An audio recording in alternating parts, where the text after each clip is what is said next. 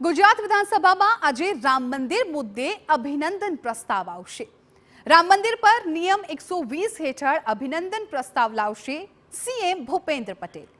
રામ મંદિર પર ગૃહમાં 120 મિનિટ ચાલશે ચર્ચા। અભિનંદન પ્રસ્તાવ બાદ રાજ્યપાલના સંબોધન પર ચર્ચા થશે। બપોરે 12 કલાકે પ્રશ્નોત્તરી કાળથી વિધાનસભા સત્રની શરૂઆત થશે। આરોગ્ય, પરિવાર કલ્યાણ, ઉચ્ચ શિક્ષણ સહિતના પ્રશ્નોની ચર્ચા થશે।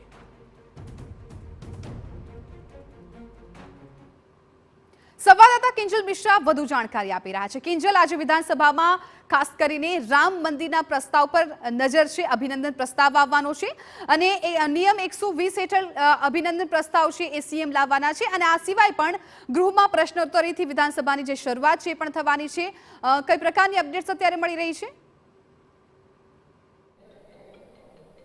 जी बिल्कुल, देखो बजेट अत्यार सुधीનું સૌથી મોટા કદનું જે બજેટ હતું તે ગત સપ્તાહમાં જાહેર થઈ ચૂક્યું છે અને બજેટ બાદ હવે વાત કરવામાં આવે તો આજથી વિધિવત રીતે જે વિધાનસભાની કાર્યવાહી છે તે શરૂ થઈ રહી છે।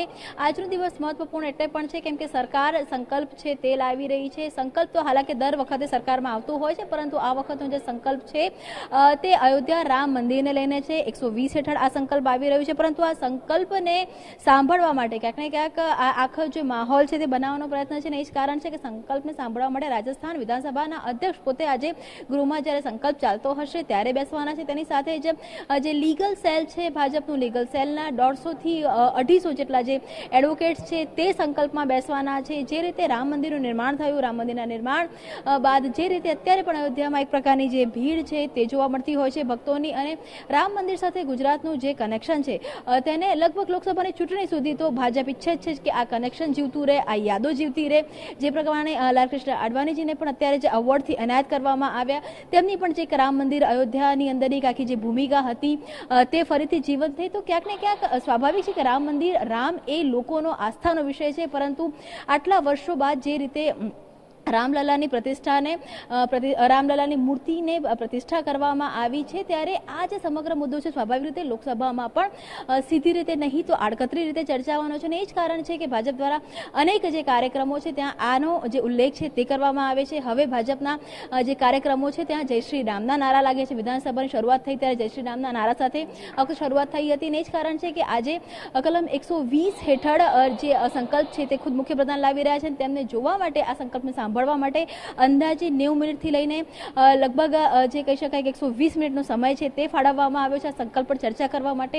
મહત્વપૂર્ણ બાબત પણ એ છે કે આ સંકલ્પને પહેલેથી જ વિપક્ષે ટેકો જાહેર કરી દીધો છે, કોંગ્રેસ હોય કે આમ આદમી પાર્ટી હોય, કારણ કે જે પ્રમાણે રામ મંદિરની પ્રતિષ્ઠાના નિમંત્રણને લઈને વિપક્ષ દ્વારા જે વિવાદ કરવામાં આવ્યો હતો અને જે પ્રકારનો માહોલ બન્યો હતો ત્યારે ગુજરાત કોંગ્રેસે આ સંકલ્પને પહેલેથી ટેકો જાહેર કરી દીધો છે। આમ આદમી પાર્ટી દ્વારા પણ ટેકો જાહેર કરવામાં આવ્યો છે અને 12 વાગ્યાથી આ સંકલ્પ છે તેની શરૂઆત થશે। તેની પહેલા જો વાત કરવામાં આવે તો આરોગ્ય, પરિવાર કલ્યાણ સહિતના જે મુદ્દાઓ છે, ઉચ્ચ શિક્ષણ કાયદો, આ જે તમામ મુદ્દાઓ છે તેના પર 1 કલાકની પ્રશ્નોત્તરી રહેશે, પરંતુ આજે સૌની નજર રામ મંદિરના સંકલ્પ ઉપર રહેશે। કિંજલ, આભાર। એટલે કે આજે અભિનંદન પ્રસ્તાવ છે એના પર સૌની નજર રહેવાની છે। અભિનંદન પ્રસ્તાવ બાદ રાજ્યપાલના સંબોધન પર પણ ચર્ચા થશે। બપોરે 12 કલાકે પ્રશ્નોત્તરી કાળથી વિધાનસભા સત્રની શરૂઆત થવાની છે।